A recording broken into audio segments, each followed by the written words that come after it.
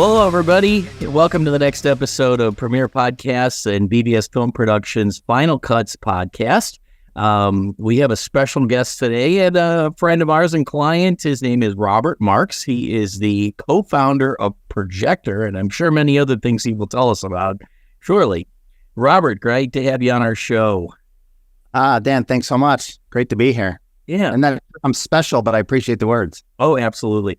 So tell me a little bit about what you're doing now and a little bit about yourself and go from there. Sure. Well, I'm been an entrepreneur since 1988, so about 35 years right now. I've started 3 companies. Projector is my third one, which I actually started during the pandemic. Pretty sure that wouldn't have even happened if it wasn't for the pandemic, but we needed things to do.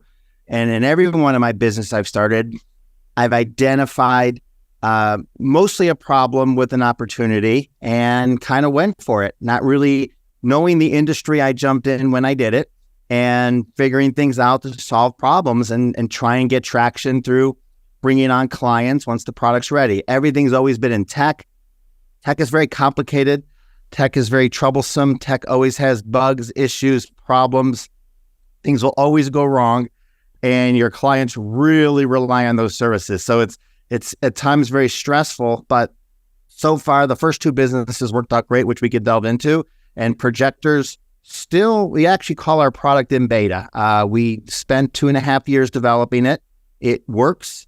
It works really well. We are in the market. We now have clients on every continent on the planet, but we're still in beta and we're hoping for an official launch, hopefully within about 4 to 6 weeks.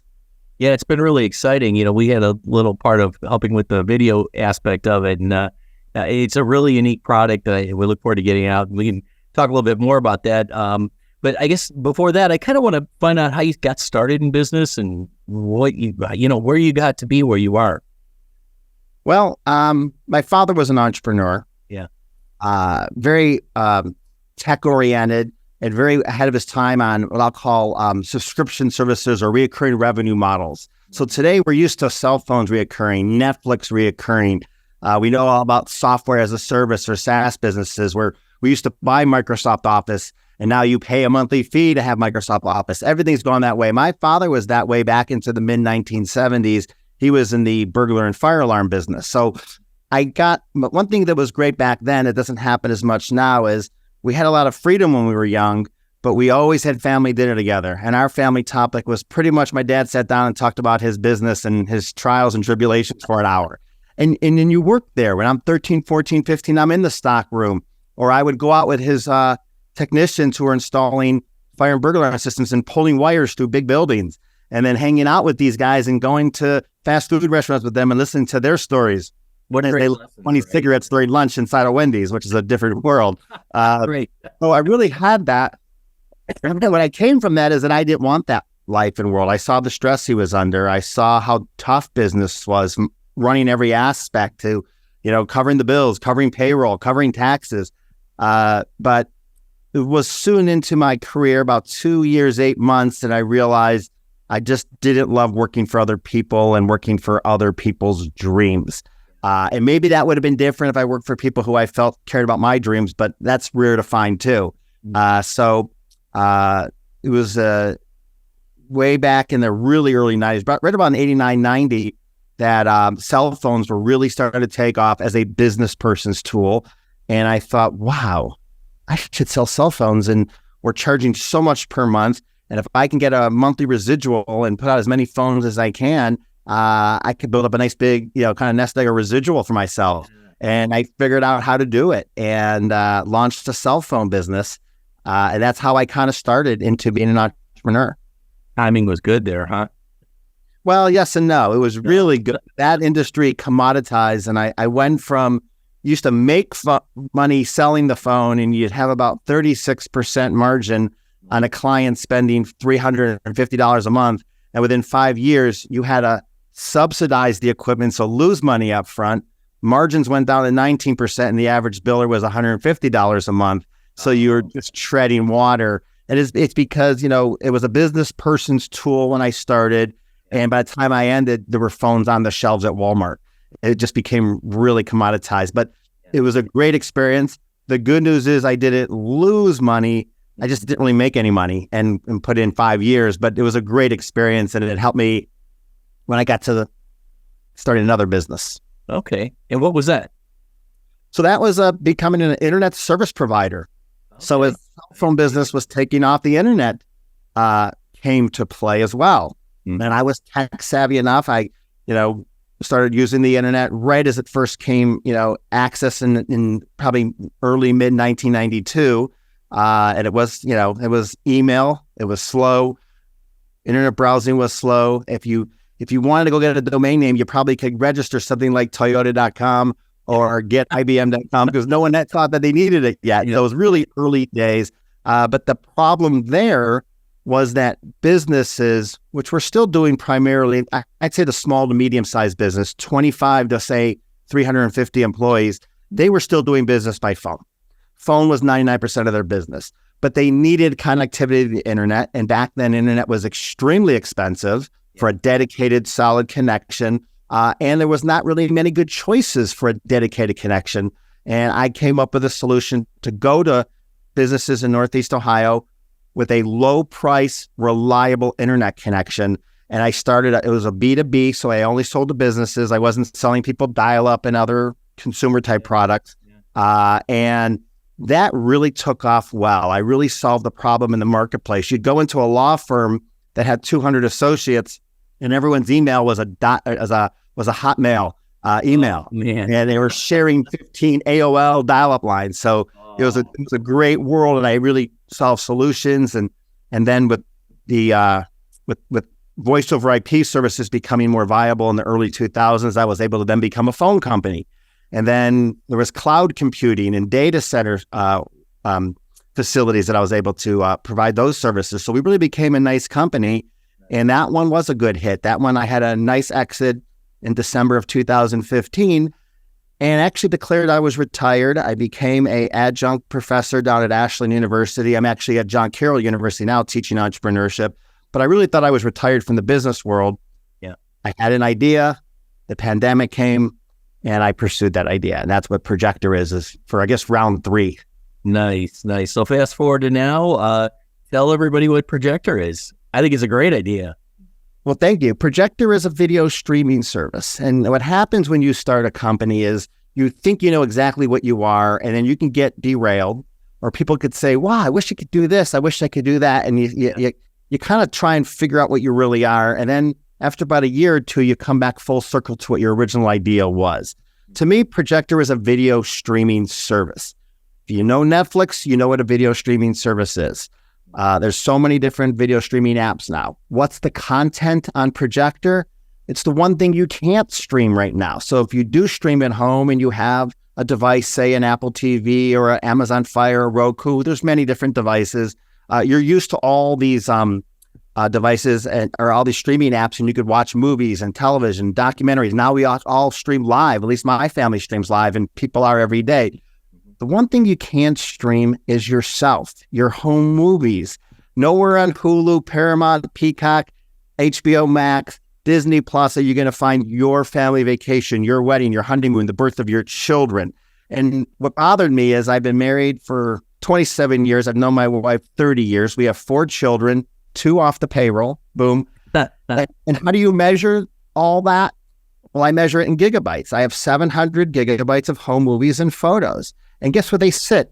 On hard drives and cloud drives, and no one ever sees them. And social media is great for a little one here and there, but if my wife wanted to go back and watch my son Ryan's first birthday in the summer of the year 2000, she's not going to find it anywhere. She's not going to go into my hard drives. But why can she take a remote control and watch Bridgerton or watch Game of Thrones or watch HGTV all day? Why can't she, with 3 clicks, watch Ryan's birthday? So I thought, how about a do-it-yourself video streaming app where you upload your content and it looks and feels like Netflix or Disney Plus, and it's there on your TV the same way Netflix is always on your TV. And that was the concept. And it's really about that viewing experience. There's already great ways to organize and store and archive your collection. We print photo albums so we can just view it. Some of us have those old digital photo frames. Remember those? And you send a picture to it and it changes. That's for viewing. You put something on a mug. This is the Cleveland Browns cup, but you see the Browns, or you could see your dog on a coffee mug. We have those around the house that I should have grabbed today for this talk. So that's what Projector is. It's just another digital photo frame. It's another photo album book. If you ever print a picture on your wall, sometimes they do these beautiful canvases, or they print things on metal, which are really cool. Projector's not on your TV. It's a way to finally, easily enjoy viewing your home movies. That's really the concept. And while there are other avenues like YouTube and Vimeo or Airplane from your phone, what everyone seems to realize once they touch Projector is all that stuff is difficult. All that stuff's a hassle, or most people in the family won't do it. My wife will sit in front of the TV and she'll watch home movies now, things that she didn't have access to 5, 10, 15, 20 years ago. She didn't even remember that I videotaped our honeymoon until I put it up on our Projector account. And now she can watch our honeymoon and she thinks it's hilarious, but she can at least access it. Yeah, plus it's private. When you put it on YouTube, anybody can see it, for the most part, if they put it up there, which is great, so it's good stuff. Nice. Well, I do want to dash social media. It has its purpose. Sure. But it's not where you're going to put your home movies to watch the way you would look at a photo album book or that you'd watch Netflix. Yeah, and you wouldn't have commercials playing in between, I'm assuming, yeah, right. Great. Yes. There's a lot of limitations with them. And, if YouTube or social media would work, I wouldn't have had to create Projector, but there really was nothing else out there. So that's why I had to create it. Yeah. And really, this could be used for pretty much anybody, right? I mean, you're just worldwide. They could do this for the most part, right? So correct. It's it's a in the cloud type product, and anyone can subscribe from anywhere in the world. What we learned is I'm very organized with my home movies and photo collection. I'm pretty technical. If a product like Projector existed, and I would have found it, I would have used it. Yeah. Most people have a large collection. Some of that collection still sits in boxes and VHS tapes and thumb drives and even 8mm reels from their parents or even from themselves if they're a little older. But I was very organized. The people who have these large collections, they may have them on an old Apple Mac from 2014, an old laptop from 2009, again, a box of stuff. They have all their stuff in their phone, and then they have stuff in their significant other's phone and their children's phone. And it's really daunting for them to think that they could organize it and then sit down and work with Projector. Yeah. What I didn't know when I started the company, and it's wonderful now that I found this, is there are literally thousands of people and businesses who are in the business of helping families with their home movie collection. They help them organize it. They help them go through all the duplicates. They make sure that they have a good master plan for backup, for succession planning. They'll make photo album books, digital photo frame books, print things on the wall. And so when I found those groups and I showed them, well, let me show you the idea of giving each of your clients their own video streaming app, they went crazy. So now that's how I'm distributing. So I've already signed up several dozen of them in a beta test, and I have hundreds of them begging me to allow them to use the platform. But again, we're still in this early beta. Yeah. Technology's tough. Technology has bugs. We're working through most of them, and we think we're at the point where we're about to open up the floodgates, and we will have thousands of people across the globe. I mean, right now there's people creating accounts for me in South Africa, in Australia, in Serbia, in Germany, in the UK. Yeah. Most of them, the rest are in the States, a lot in Canada too. And that's how we're going to sell it.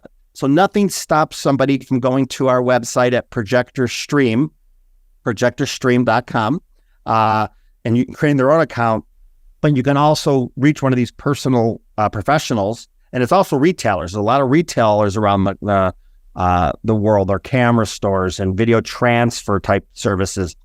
They're also going to be selling Projector. And that's really how we think we're going to get traction and get this product to the world. Yeah. Which leads me to my next question.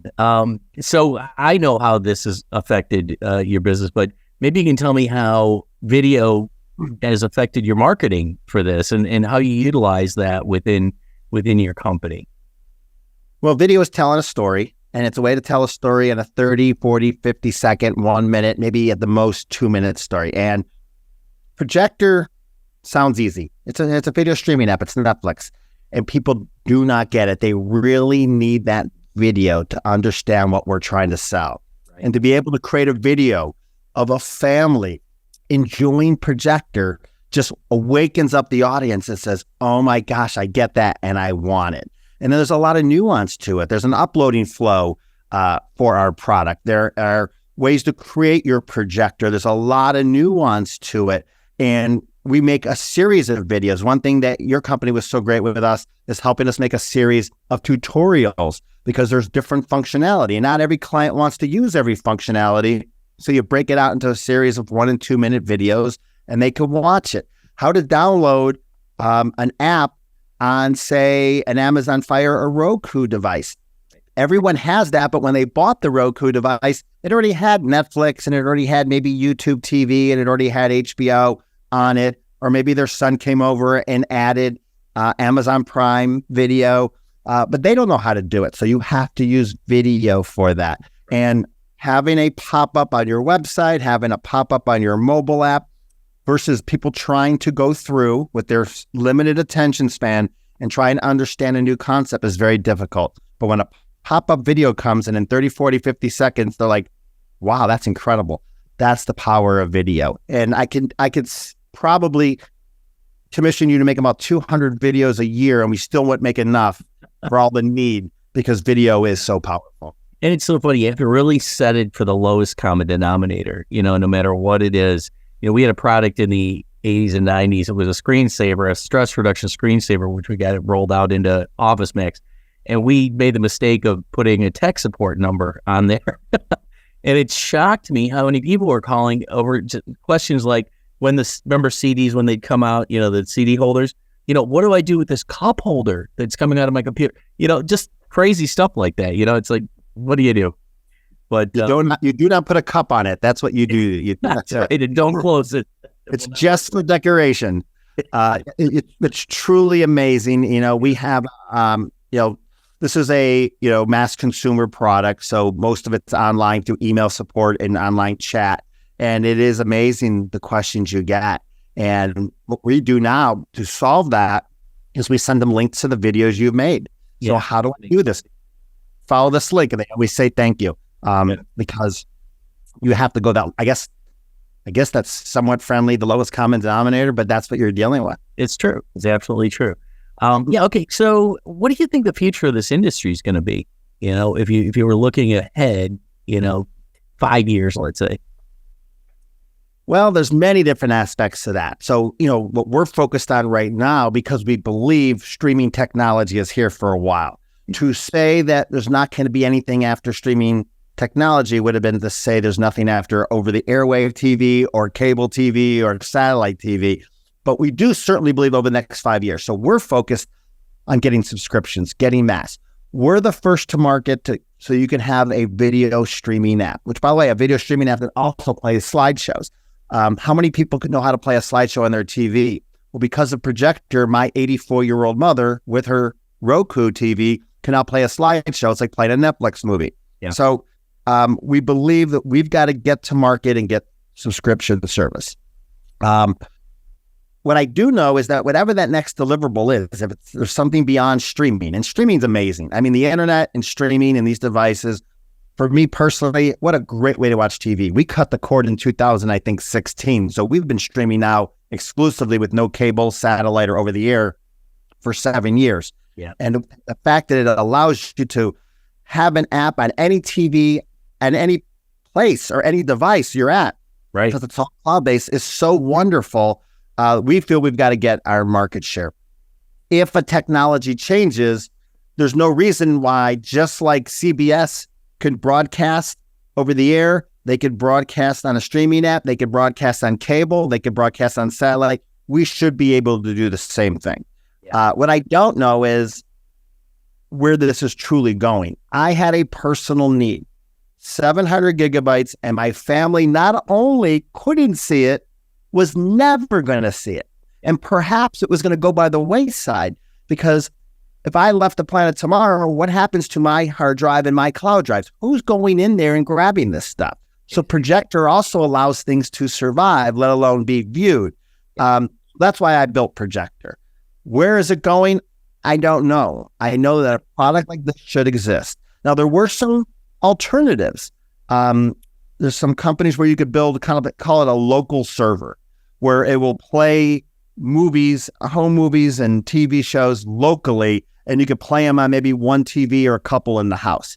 That wasn't going to satisfy me, and my family was never going to use it. Yeah. They needed to see the app sitting right next to Netflix or one of the other streaming apps they use. So I don't know where the future goes because I'm in the early stages. I technically haven't even officially launched, even though we have hundreds of people on the platform and paying us to use the platform. Yeah. But my goal is that in 5 years, I have 50,000 subscribers. That's a big number, but it's a tiny number in relation to the 7 billion people on the planet or the amount of subscribers. 50,000 is a sneeze for Netflix. They can gain or lose 50,000 in a week, or maybe in a day. But that's my goal. Awesome. So somebody starting out in your business or a similar business, what advice would you give them? I'll put it this way. There's so much I didn't know. Like, how hard can it be to have a video streaming app? You have a website or a mobile app, you upload your content, you put it in a category, you give it a title, a description, you give it a thumbnail. That's it. And it's so much more. People stream on primarily Apple TV, Roku, Amazon Fire, Google TV, Samsung Smart TV, LG Smart TVs, their iPad, their iPhone, their Android. Every one of those is a development platform and all separate from other ones. Yeah. You have to work with the app stores. The upload process is extremely complicated. Development is extremely complicated, extremely expensive, and takes forever. I could tell my guys, I want to, add this one feature, or you got to fix this bug. Oh yeah, we'll have it done, mid next month. Wait. This should be a day.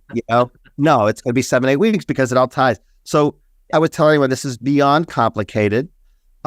Most people know that. When I started talking to people about financing and talking to private equity companies and angel investors and venture capital funds, they knew what I didn't know there.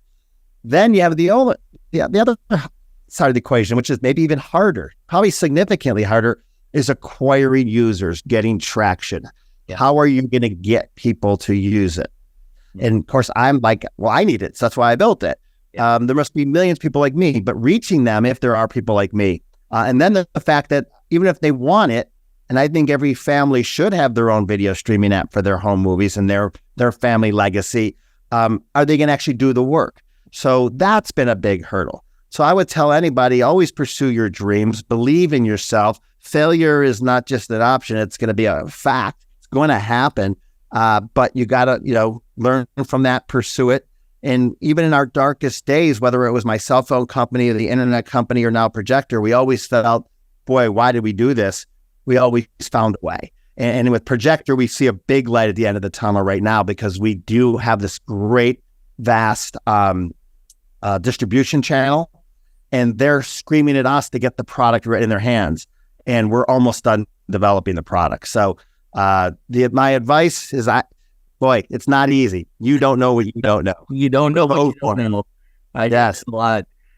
Great. So, first of all, I really appreciate you being on the show today. How can people reach you, or if they wanted to get into the platform or maybe be an investor or something, is that still on the table, or what's going on?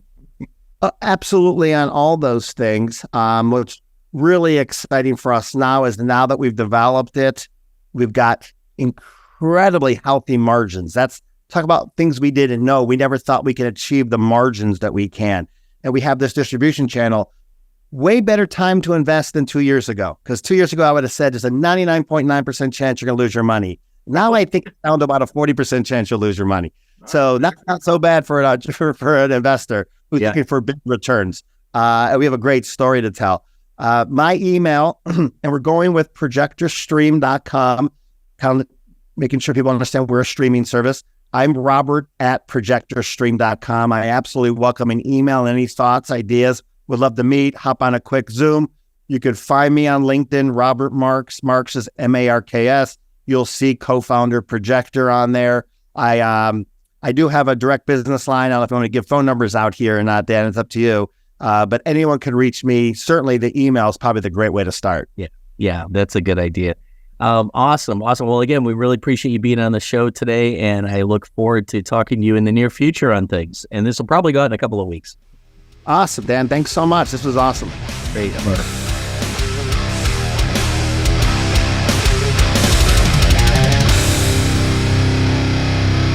Let's face it, everybody loves to make podcasts and vodcasts, but nobody wants to edit them. Well, except for us. At Premier Podcast Productions, we professionally edit and distribute podcasts and vodcasts for companies around the world. Our process is simple and affordable, allowing you to stay focused on what you do best, developing great content and building your subscriber base. From recording and editing to final distribution and marketing, we can help every step of the way to make your podcast stand out and get the results it deserves. Contact us today at premierpodcastpros.com to take your podcast to the next level.